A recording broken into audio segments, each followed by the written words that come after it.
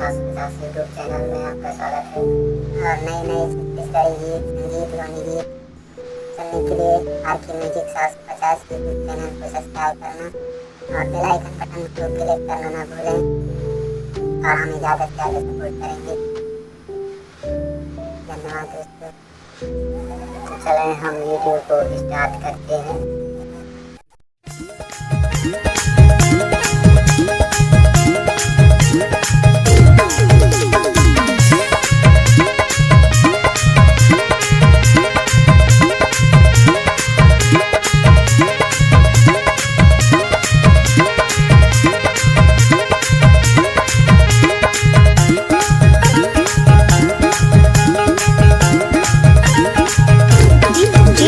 छत्तीसगढ़ के टूरी गाली मारेंगे रे झमाझम। छत्तीसगढ़ के टूरी गाली मारेंगे रे झमाझम। गली गली मारेंगे तो रहते मारत है छलानी। गली गली मारेंगे तो रहते मारत है छलानी। टूरा लाखी मारे चढ़े है जवानी। गली मारेंगे रे झमाझम। ये छत्तीसगढ़ के टूरी गाली मारेंगे रे झमाझम।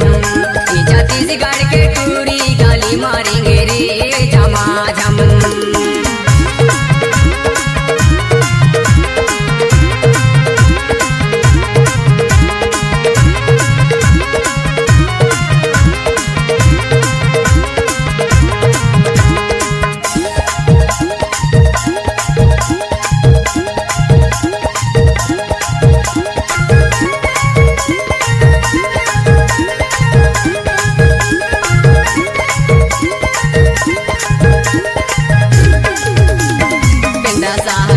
देवरी घर हावेगा, पिंडा साहर जिला देवरी घर हावेगा। नाम पता बतावे नहीं करते गाँव का। नाम पता बतावे नहीं करते गाँव का। गली गली में घूमत रहते मारत है छलानी।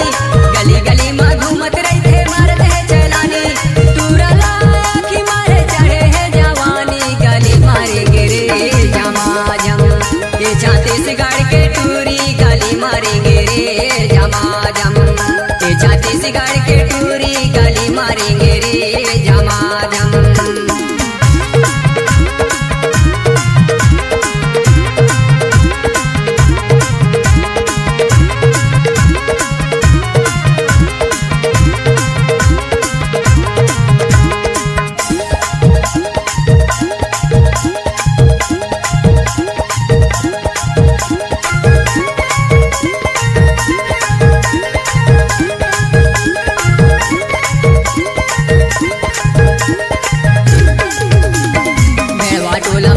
टूरी नारायण हावीना। भेड़वा टोला में रहता टूरी नारायण हावीना। पूछत पूछत आबे टूरी तहा मोरेगा।